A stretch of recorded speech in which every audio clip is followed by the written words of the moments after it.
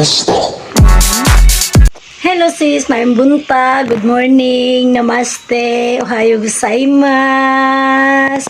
Yun na nga sis, na naalala nyo yung aking ginawang dried mango sis.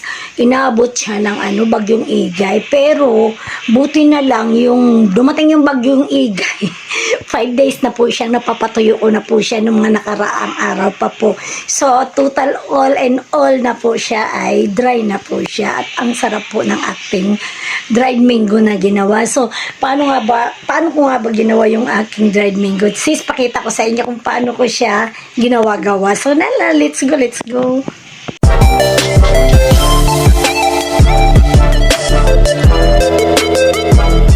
Binigyan po tayo ng mangga. Ito. So, ang plano ko dito mga sis, ayan, binigyan tayo ni Sir Janice ng mangga. Kasi dumating yata yung galing sa probinsya, doon sa, sa Uma ba nila, yung ibig ng Uma doon sa bukid nila, sa farm nila, dumating yung isang sako. Binigyan po ang isa nito. So kami naman po, hindi naman kami masyadong mahilig sa talaga ito, para hindi siya masira mga sis. Ang gagawin po natin dito ay dried mango, gagawa tayo ng dried mango. Paano kayo ginagawa ang dried mango? Ako po medyo may idea ko sa paggawa ng dried mango. So susubukan po natin itong gawin ngayong araw. Kasi hindi naman po namin ito makakain dahil nga sa una-una, sobrang dami po nitong mangga na ito.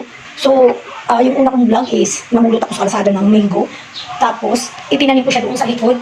Maya-maya naman, ay, binigyan ako ng ganito kadaming, mga 2 kilo. Mahigit 2 kilo po yata ito kasi ang dami. Let's go. Meron ang ating mga sangkap sa paggawa ng dried mango. Siyempre, meron tayong, kutsilyo natin. Tapos, itong ating chopping board.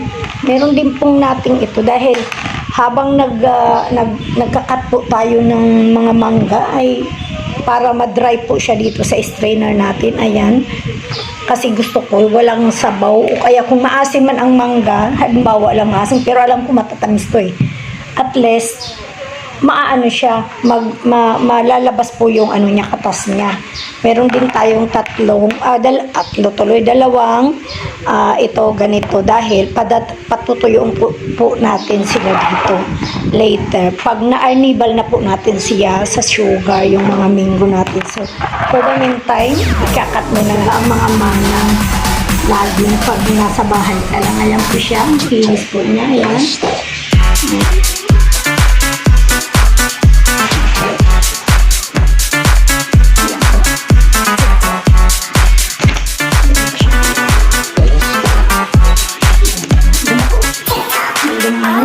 Dahil hindi mo natin maubos, binibigyan na lang kami.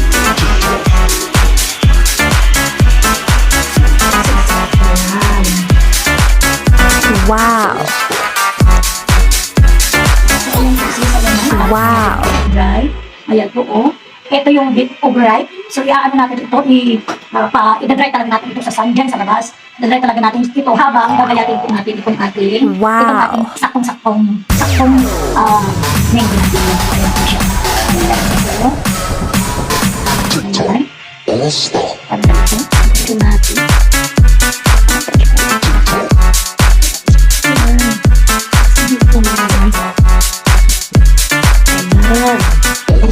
Tapos na natin. So, paano natin siya ng mga 20 minutes po. Natin siya sa init. Kunti lang. Para ma-dry itong ibang mga saan natin imamarinate sa sugar. At water po itong ating dry mango. So, let's go. Ito dry po natin ito. Dito lang siya. Ayan. Nakakainin kasi naman po doon. Pero, ayan po siya. Ayan. Kasi, ang purpose po nito sis ay para yung sabaw niya, yung syrup ba ng mango, bababa, tapos, dyan siya. Okay na. Huwag pwede ko siguro ilagay ito doon, no? Dito, siguro, sabayan po siya, oh. Ayan. May shoes pa dito nakakuha. Ayan po, ayan. Ayan na po siya, ayan. Ayan. Sige, let's go. Ang sugar po natin si Sino. Ani ba naman siya sa sugar? So, nakikita niyo ang kalan, pinili ko muna sis. Ako, nalagyan water. Water. Yan ang ganyan nasa kadami water. Tapos, sugar ko natin ito. Yan. Bilang tayo. Isa, 2, 3, 4, 5,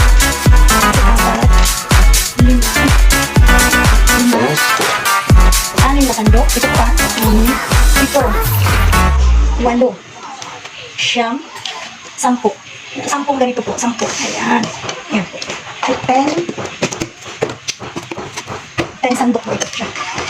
Ayan po sis, iniban muna natin siya, kainitin muna natin siya bago natin ilagay ang ating mango. Ito kung ginayat natin ng mangga, saka natin siya ilagay dito pag uminit na po siya. Kasi pagka inilagay natin siya kaagad, dyan, lalo po siyang tutubig mga sis. Ayan po, iniba lang po natin siya, saka natin ilagay yung mango. Ayan po siya. Kung nararamdaman ninyo na parang kulang pa yung water po, pwede nyo naman dagdagan yung water. Pero ako po, huwag mo natin dagdagan yung water. Kasi, paano muna natin siya. Yung kasi igagawin natin siyang syrup po. Ayan siya. Ayan. Habang pinapainit mo, ayan. Shake. Dito siya. Ayan. Itong calculation ko po, itong ganito po karaming water at sugar, 10, isko po nito 10. Ito, ganyan. 10. Ay, sapat dito sa akin. Kasi po, para lalo siya. Para lalo siya.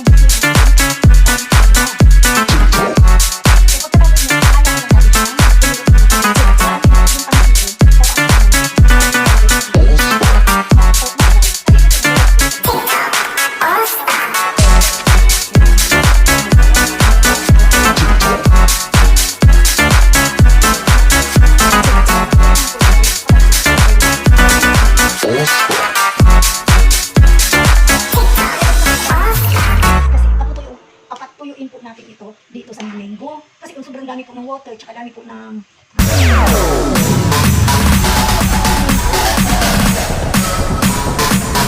may mga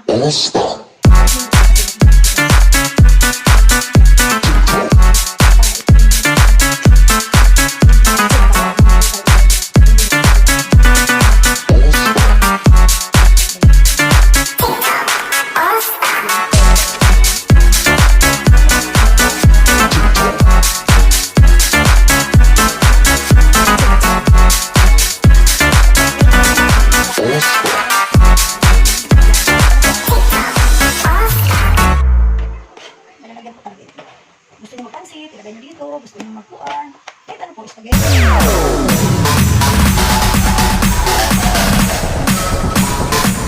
Dahil na, dito. Stop.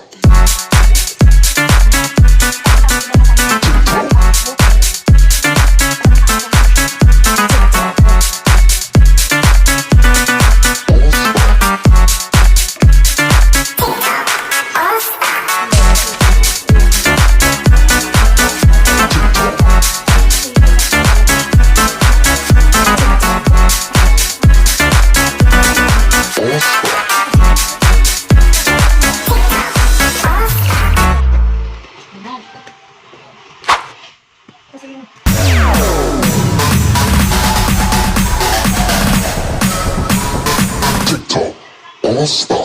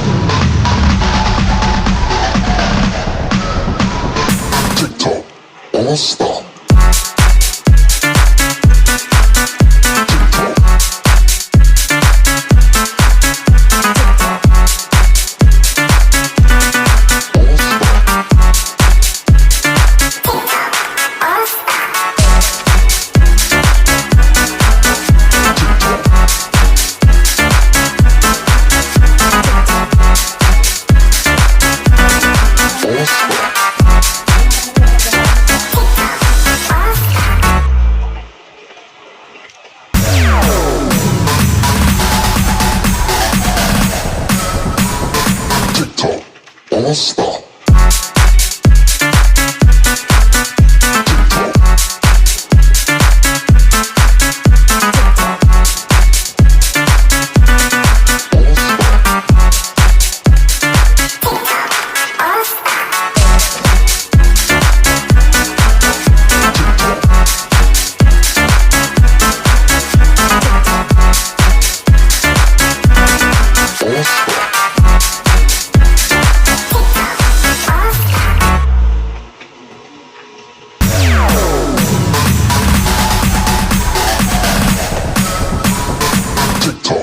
Let's stop.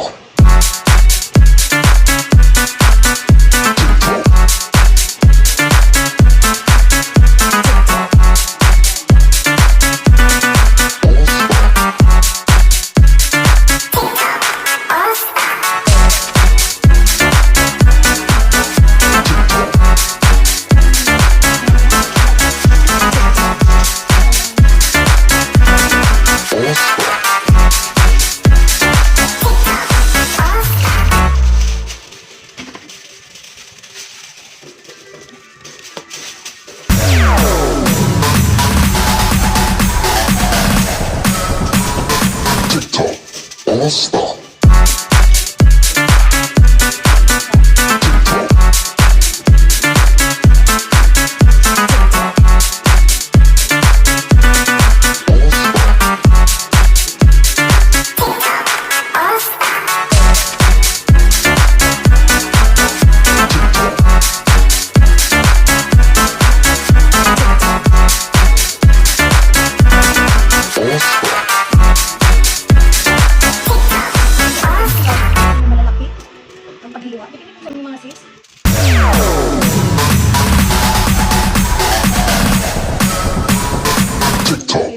Let's stop.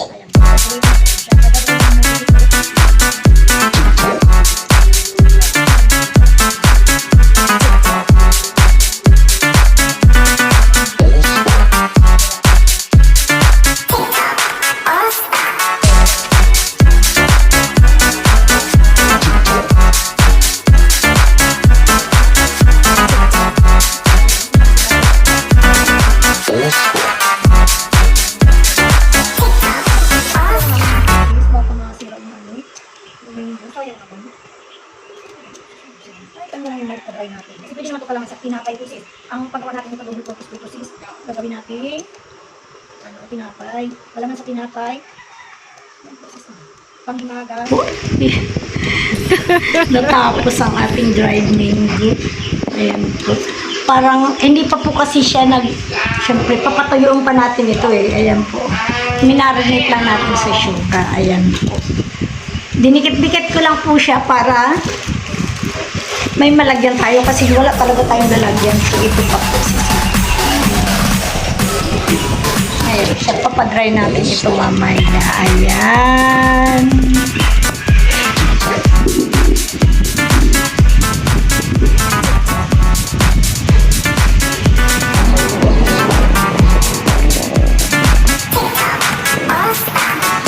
Base na po yan.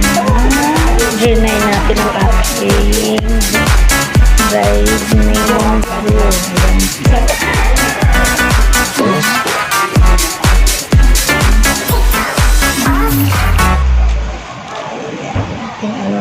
Ting dried mango na talaga.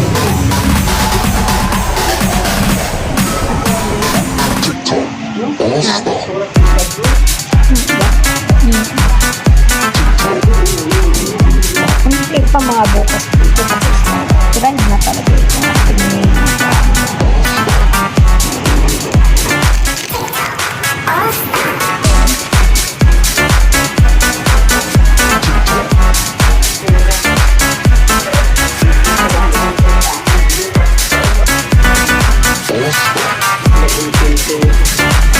Ayan na po, nag-try ng ating dried mango na po tayo. Ayan, ready na nating balutin po. Ayan, kung gusto mong ibenta, pwede na rin pong balutin ito. Pwede po ibenta ng 10 pesos each.